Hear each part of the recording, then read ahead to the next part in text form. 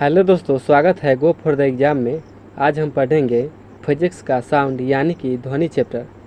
प्रथम प्रश्न है, ध्वनि तरंगे की प्रकृति कैसी होती है? तो ध्वनि तरंगों की प्रकृति यह अनुदैर्ध्य तरंगे होती है। कैसी होती है? अनुदैर्ध्य तरंगे ध्वनि तरंगे होती है। नेक्स्ट है, अवश्रव्य तरंगों की आवृत्ति कितनी होती है?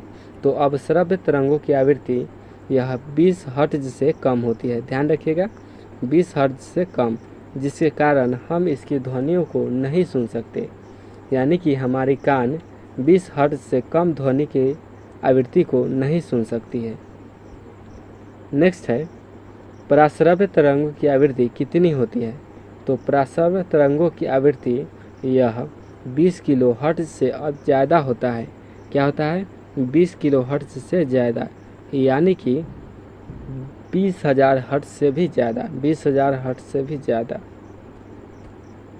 नेक्स्ट है, शिकार परभक्षियों या बधाओं का पता लगाने के लिए चमगादड़ अथवा डॉल्फिन किस परिघटना का प्रयोग करते हैं? यानी कि सीधे सीधे बोल रहा है कि चमगादड़ अथवा डॉल्फिन किस परिघटना का उपयोग करते हैं? तो यह प्रतिध्वनि, यह प्रतिध्वनि का निर्धारण करते हैं। कौन? चमगादड़ तथा डॉल्फिन, प्रतिध्वनि का निर्धारण। नेक्स्ट है, कीड़ों तथा हानि पहुंचाने वाले तत्वों को घरों से बाहर रखने के लिए किसका प्रयोग किया जाता है? तो यह अल्ट्रासोनिक तरंग का प्रयोग किया जाता है। क्या इसका प्रयोग किया जाता है? अल्ट्रासोनिक वेव का। ध्यान रखिए, कीड़ों तथा हानि पहुंचाने वाले तत्वों को घरों से दूर भगाने के लिए किसका प्रयोग किया जाता है? तो अल्ट्रासोनिक तरंग का। नेक्स्ट है, ध्वनि का तारतम्य किस पर निर्भर करता है? तो ध्वनि का तारतम्य यह आवृत्ति पर निर्भर करता है। किस पर? आवृत्ति पर। नेक्स्ट है, किसी औसत वयस्क व्यक्ति के लिए ध्वनि की श्रव्य सीमा कितनी है? तो वह 20 हर्ट्ज से 20,000 हर्ट्ज तक होती है। किसी औसत व्यक्ति की आवृत्ति सीमा। नेक्स्ट है, वायु में ध्वनि का वेग लगभग कितना है? तो वायु में ध्वनि का वेग लगभग 332 मीटर प्रति सेकंड है। सॉरी, यहाँ पर होगा 332 मीटर प्रति सेकंड। ध्यान रखिएगा, यहाँ की 300 मीटर आप लगा सकते हैं। लगभग में पूछा है ना, ये कभी कभी तापमान इधर उधर होने के कारण इसका वेग घटे या फिर बढ़ जाता है। नेक्स्ट है, किस माध्यम में ध्वनि सबसे तेज चलती है? तो यह ठोस माध्यम में ध्वनि सबसे तेज चलती है। किसमें? ठोस में, क्योंकि ठोस का घनत्व सबसे ज़्यादा होता है। नेक्स्ट है, वायु में ध्वनि का वेग क्या होता है? तो वायु में ध्वनि का वेग तापमान घटने से घटता है। क्या होता है? तापमान घटने से घटता है। अभी ऊपर मैंने बताया कि यह तापमान पर निर्भर करता है। नेक्स्ट है, ध्वनि या ध्वनि प्रदूषण किससे मापा जाता है? तो ध्वनि या ध्वनि प्रदूषण यह डेसिबल में मापा जाता है। किसमें? डेसिबल में। नेक्स्ट है, ध्वनि की वह विशेषता जो एक मादा ध्वनि को नर ध्वनि से भिन्न करती है, क्या कहलाती है? तो यह तारतम्य कहलाती है, जो एक मादा ध्वनि से नर ध्वनि को अलग करता है, तारतम्य कहलाता है। नेक्स्ट है, ध्वनि तीव्रता की डेसिबल में वह अधिकतम सीमा जिसके ऊपर व्यक्ति सुन नहीं सकता कितना है? तो यह होगा 95 डेसिबल, जिसके ऊपर व्यक्ति सुन नहीं सकता है। नेक्स्ट है, स्पष्ट प्रतिध्वनि सुनने के लिए परावर्तक तल व ध्वनि श्रोता के बीच न्यूनतम दूरी कितनी होनी चाहिए?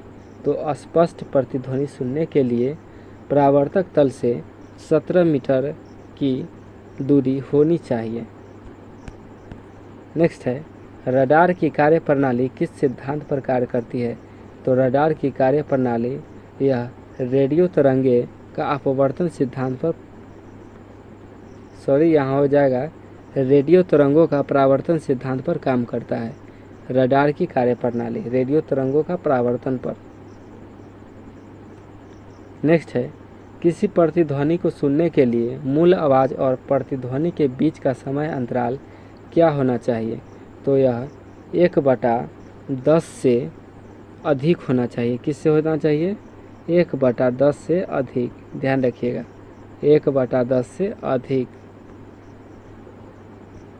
नेक्स्ट है, ध्वनि का प्रभाव मानव के कान में कितने समय तक रहती है? तो ध्वनि का प्रभाव मानव के कान में 1/10 सेकेंड तक रहती है। कितने देर तक? 1/10 सेकेंड तक ही मानव के कान में ध्वनि का प्रभाव रहता है। नेक्स्ट है, ध्वनि तरंगे किसके कारण प्रतिध्वनि उत्पन्न करती है? तो ध्वनि तरंगे यह परावर्तन के कारण प्रतिध्वनि उत्पन्न करती है। नेक्स्ट है, सोनार अधिकांशतः किसके प्रयोग में लाया जाता है? तो सोनार अधिकांशतः यह नौ संचालकों, किससे? नौ संचालकों द्वारा प्रयोग में लाया जाता है, क्योंकि सोनार से समुद्र की गहराई नापी जाती है, जिसके कारण नौ संचालकों इसका ज़्यादा उपयोग करते हैं। नेक्स्ट है, रेडियो का समस्वरण स्टेशन का उदाहरण क्या है? तो रेडियो का समस्वरण स्टेशन का उदाहरण यह अनुनाद है। क्या है? अनुनाद। नेक्स्ट है, किसी ध्वनि श्रोता की आवृत्ति में होने वाले उतार चढ़ाव को क्या कहते हैं?